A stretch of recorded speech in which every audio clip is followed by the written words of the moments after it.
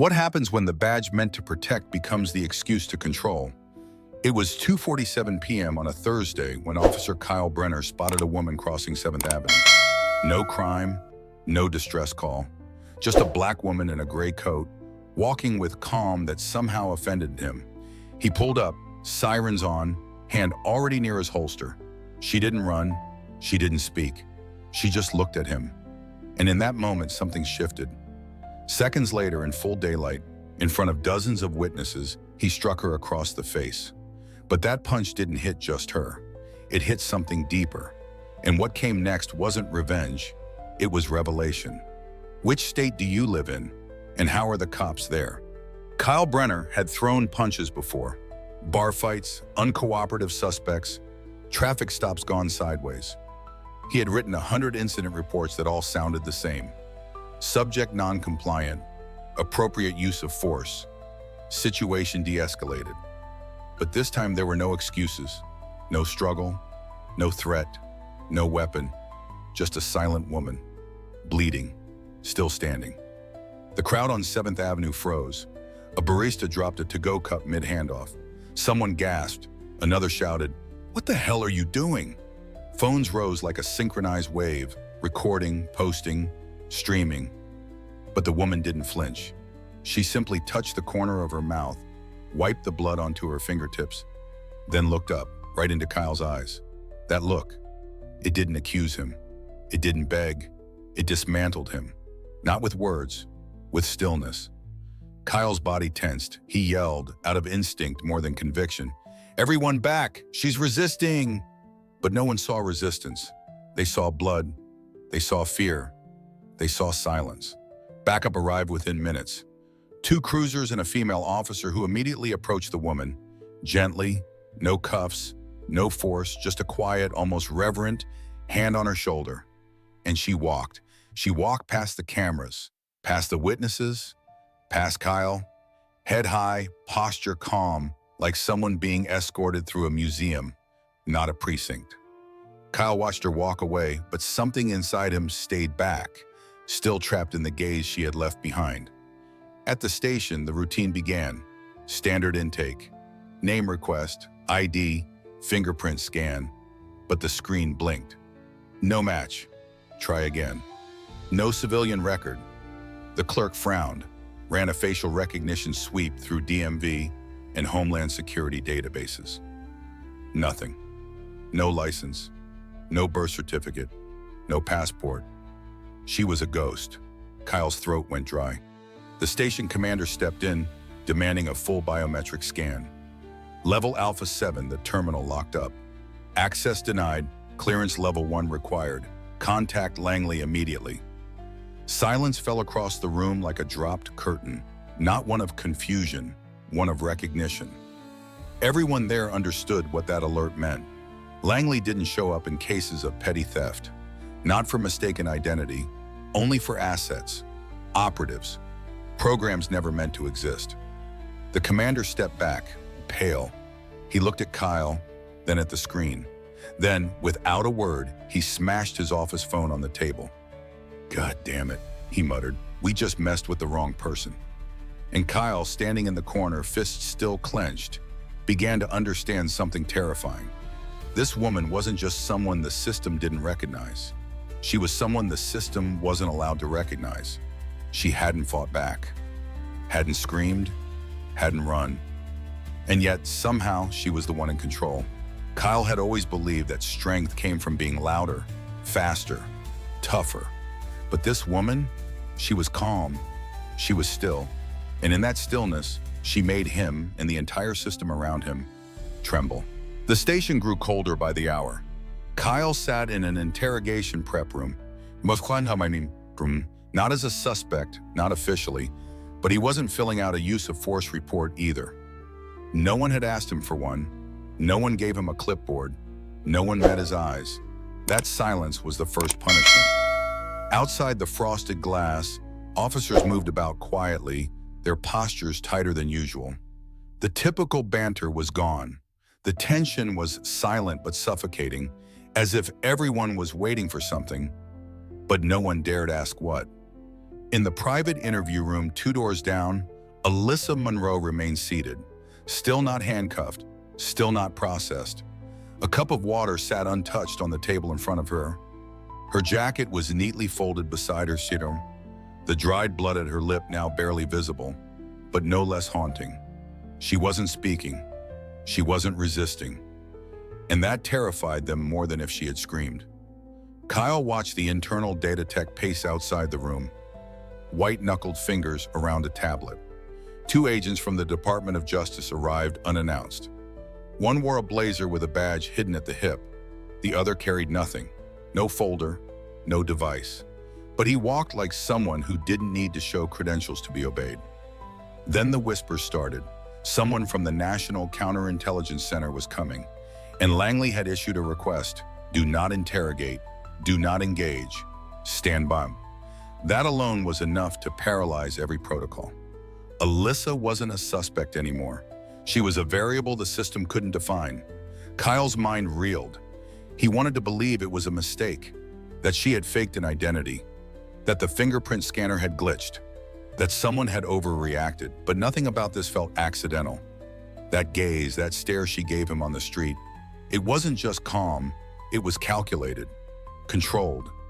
The way a handler might look at a mark, the way someone trained not to react would look right before watching the world unravel. He began to recall every detail with a new kind of dread. The silence, the poise, the way she didn't reach for her face after the punch, but for his eyes. He hadn't hit a woman that day. He'd struck something much deeper, and it was hitting back in silence. News had started leaking. Someone on the sidewalk had posted a blurry but chilling still frame to Twitter. Alyssa standing upright, blood dripping from her lip, eyes focused ahead. The caption read only, "She didn't flinch." By sunset, it had gone viral. Who is she surged to the top of trending hashtags? Civil rights activists, police reform advocates, media personalities, even military veterans shared the image. Not because it showed brutality, but because it captured something that felt ancient and new all at once. A single woman standing still while an entire system cracked around her.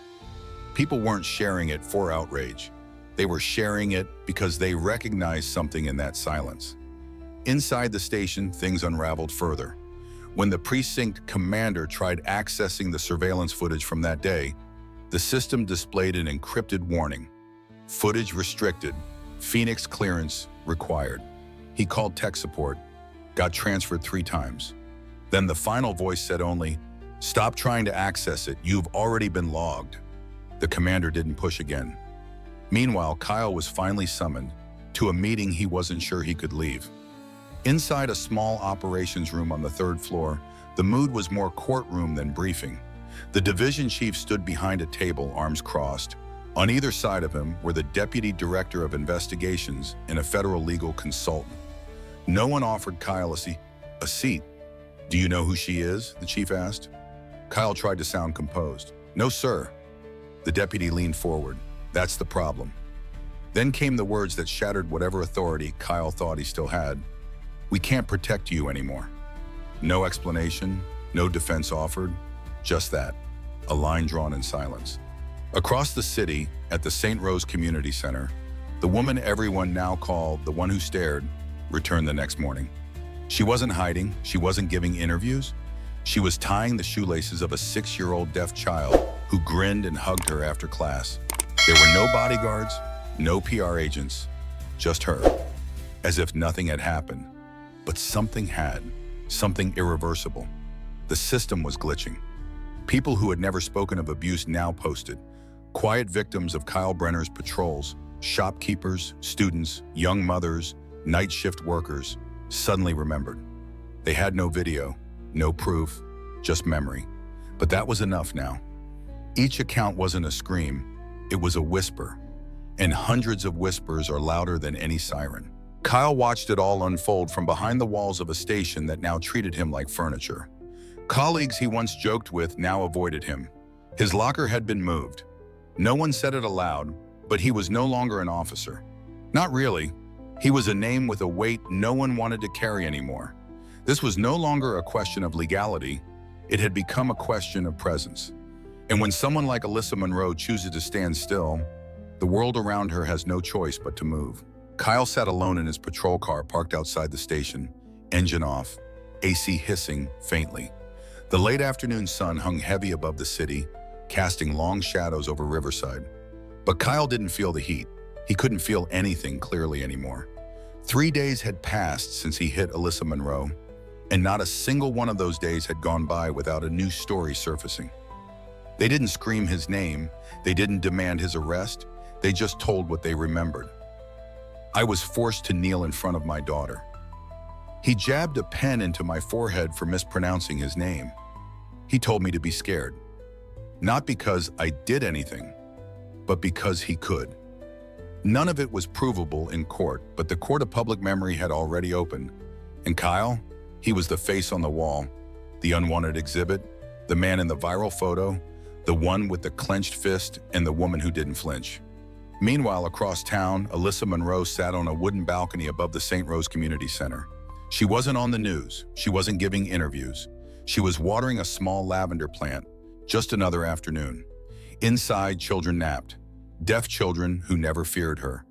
Never asked about her scar or the stillness in her eyes. They didn't need words to trust her. They just knew. She didn't teach them just signs. She taught them how to feel safe in silence. And that silence, her greatest weapon, was now rewriting an entire city's perception of justice. Back at Langley, inside a temperature-controlled room shielded from all signal interference, 11 officials sat in silence. A red flag meeting had been called. Subject, Phoenix Protocol. Assets surfaced publicly. On the screen was Alyssa's image, not from the station, but from a blurry photo taken at the community center. No name, no record, but the few in the room who knew didn't need identifiers.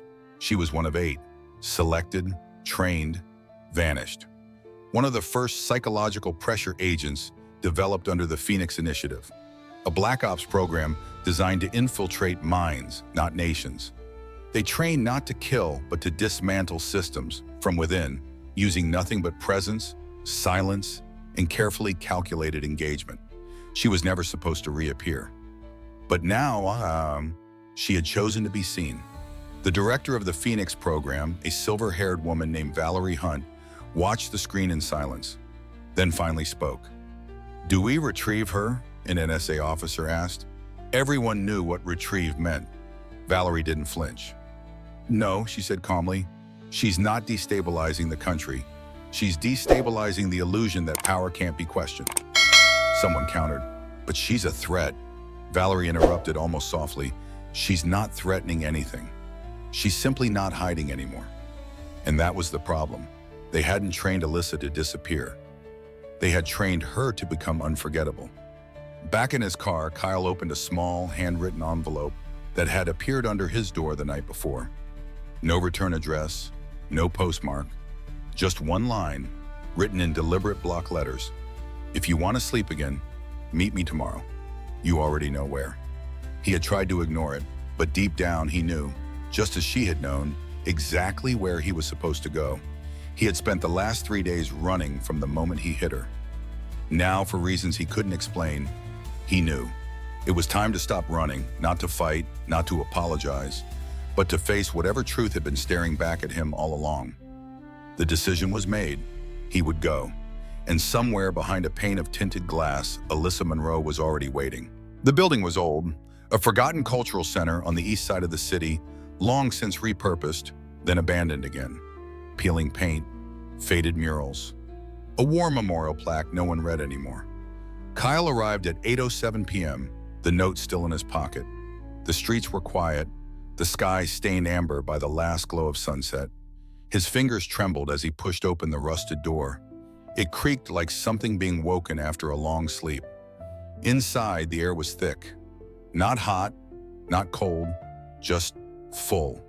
The room was bare except for a long wooden table, 2 chairs, and a fluorescent light that flickered overhead. She was already there, seated calmly, no bag, no phone, no defense. Just Alyssa Monroe, hands folded, back straight, eyes still. "Kyle," she said. Not like a greeting, not like a threat, just a statement of fact. He nodded stiffly and sat across from her. The chair groaned beneath his weight. "I didn't come to fight," he muttered. "I know," she said. Silence. He tried to speak again. "I didn't." Alyssa raised a hand, not to silence him, just to pause the performance he was about to deliver. Then she leaned in slightly and asked, "Do you know when I stopped feeling fear?" Kyle didn't answer. "Kandahar," she said, "concrete room, no food, no sound, just men watching, waiting. Not for me to break, but for me to react." Her voice was steady, even. "They waited weeks. I didn't move. I didn't cry. And that's when it happened." Kyle leaned forward slightly, breath uneven. "I realize," she continued, "that power isn't about what you do. It's about what you don't have to do. And when you don't need to strike, don't need to shout, don't need to prove anything, that's when people start to panic." Her eyes met his, just like you did. Kyle's mouth went dry. "I didn't mean to." He stopped. He couldn't finish the sentence, because he didn't know what he had meant to do. He had always framed force as duty, but duty didn't explain why he felt fear right now. Not fear of her, but of himself, reflected in her presence. She leaned back. "I'm not here to punish you, Kyle." He looked confused. "I'm here to give you one chance," she said quietly. "One last chance. To see yourself before the world finishes seeing you first." Her voice was soft. That made it worse. Not rage, not pity, just truth, spoken like a diagnosis.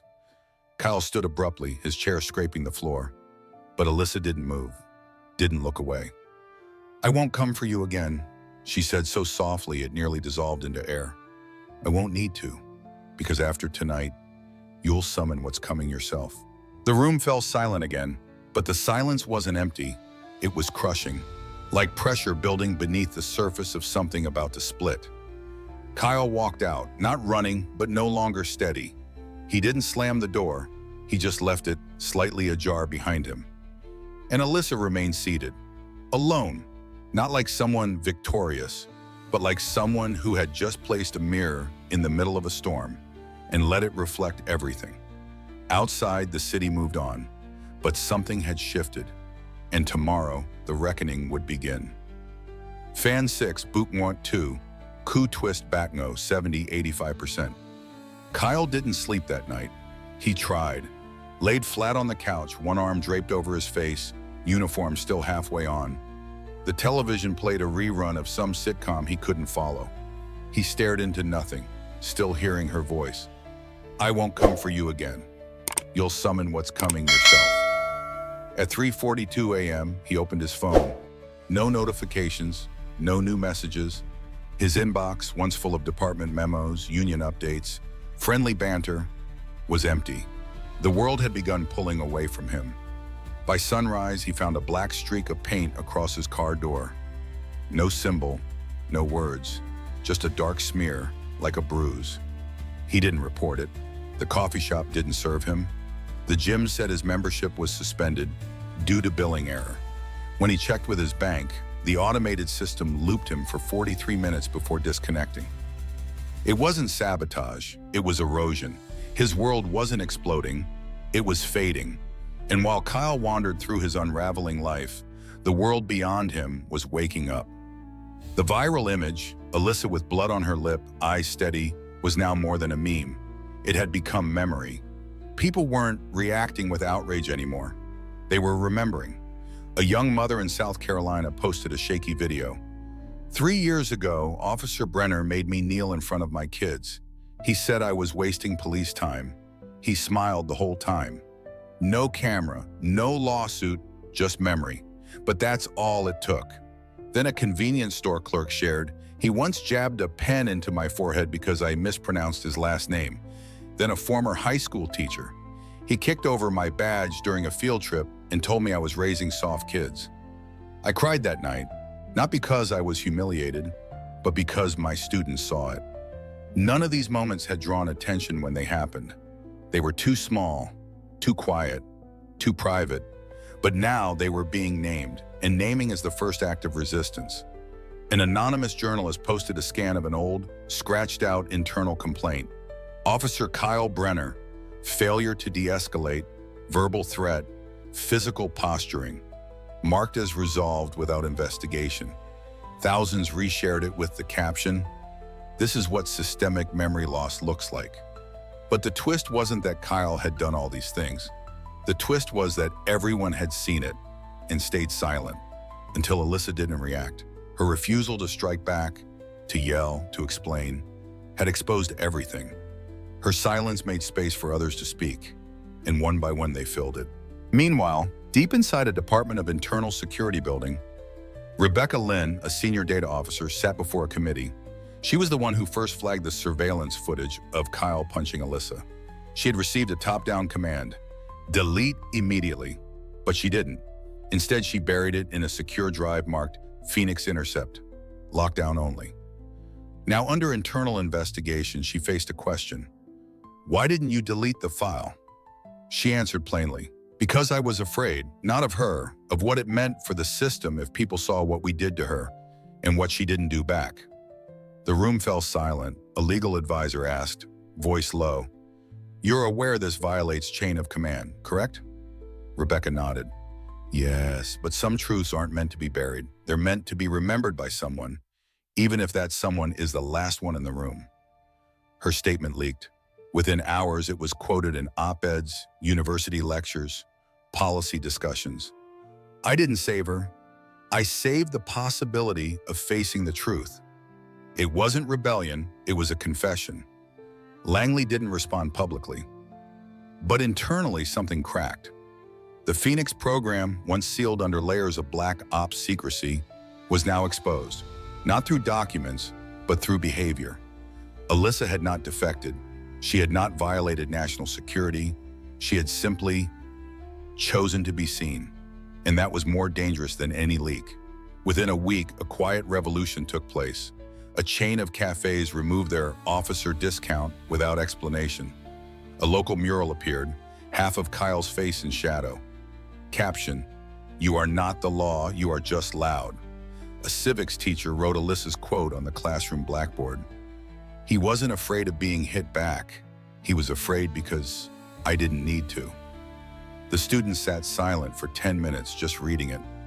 In the shadows of this awakening, Kyle sat in his apartment, blinds closed, phone face down. No one had arrested him, no charges had been filed, but every corner of his digital life, his name, his voice, his image, had become a mirror. And that mirror was being shared and reshaped by people he never remembered hurting.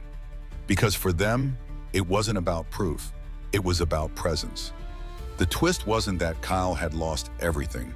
The twist was that Alyssa never needed to take anything. She simply let him face the weight of what he had already done. It had been 12 days since the punch.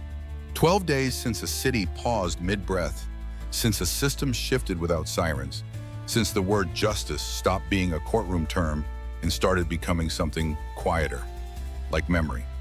The precinct where Kyle Brenner once strutted through the hallways was quieter now too. He hadn't been fired. No press release, no formal charges. He still had his badge, still technically drew a paycheck, but he no longer had a place. No patrol assignments, no briefings. His email account had been moved to administrative hold. The break room emptied when he walked in. Even the new rookie, fresh out of academy, avoided his eyes like they carried infection. He had become a ghost in his own house. And it wasn't a campaign that did this. It was a shift, subtle, collective, irreversible. Across town, the St. Rose Community Center was alive with laughter. Children played in the sun-drenched courtyard. Paint-smeared paper plates dried on window ledges. Inside, Alyssa Monroe sat with two young girls, guiding their hands as they traced signs for peace and truth. She never spoke of what happened, never referenced the footage. To the children, she was just Miss Alyssa, and that was the most powerful part. While Kyle's name spread across blogs, clips, podcasts, hashtags, Alyssa didn't need the internet. She had already entered people's minds, quietly. A local civics professor gave a lecture that week. No slideshow, no charts, just one image projected on the wall. The still of Alyssa, blood on her lip, gaze unwavering. He looked at the class and said, What you're seeing isn't resistance, it's reflection. She didn't destabilize the law. She revealed what we feared the law might be all along. Silence followed, but it wasn't awkward, it was absorbing. Students stayed late that day, some in tears, others writing her quote in their notebooks like scripture. He wasn't afraid of being hit back. He was afraid because I didn't need to. Back in the city, whispers had turned into stories, and stories turned into signs. A muralist painted a wall downtown. Not Alyssa's face, not Kyle's, just a pair of eyes, calm and knowing. Underneath it, you don't need to strike to dismantle someone, just make them see. Tourists took pictures, activists wept. Even an off-duty officer was seen standing in front of it for 20 minutes, unmoving. Kyle, meanwhile, has lived in a state of near invisibility. His mailbox was empty, except for one letter. No return address. Inside, a single sentence. No one needs to chase you anymore. You've already caught up with yourself. He didn't recognize the handwriting, but he knew what it meant. It wasn't a threat, it was a verdict. One afternoon, he walked into a barbershop he'd visited for 6 years. The usual chair, once his by default, was already occupied. He stood at the entrance, unsure. The barber looked up, then down again. "We're full today," he said flatly. "Try next week." Kyle opened his mouth, then closed it. He turned and walked out. The door closed softly behind him. The sound wasn't harsh, but it sounded like the end of something. Elsewhere, an internal oversight committee had met in a basement room under Capitol jurisdiction. No recordings, no journalists, just names. They were supposed to discuss ethics violations, misfiled records, technical adjustments. But no one brought up Kyle Brenner. Instead, someone placed a printed quote on the table. From Alyssa, from the day she stood in front of them without speaking above a whisper. What measure of accountability can define the fear of a man forced to face the filth within himself? The legal chair sat back, quiet, then said, "We don't need to rule on her. We need to rule on us." 3 members reopened long-dismissed complaints. 2 voted to revise the training curriculum for preemptive force. 1 filed a petition to reclassify use of presence as a measurable power dynamic. None of this would make headlines, but something had begun to move. Not through force, through reckoning. Later that month, Alyssa was seen again. Not on a news panel, not in an exclusive interview, just in a still frame taken from far away. She was kneeling to tie a child's shoe, her fingers gentle, her hair pulled back in the same loose bun. The caption read, "The ones who don't try to prove themselves are usually the ones with nothing left to prove." It garnered 3.1 million shares. No music, no filter, just truth. As for Kyle, one night unable to sleep, he walked down to the lake. He stood at the edge of the water, not to end anything, just to look. He saw his reflection ripple in the moonlight, distorted, unfamiliar. He had spent his life holding authority like a weapon, and now, without that illusion, he had no idea who he was. He sat down on a bench. A boy walked by with his mother. The boy stared at him, then whispered, "Mom, is that the man from the photo?" The mother didn't answer. She just pulled her son gently ahead. Kyle didn't follow. He didn't speak. He just sat. And in that silence, for the first time in his life, he began to hear.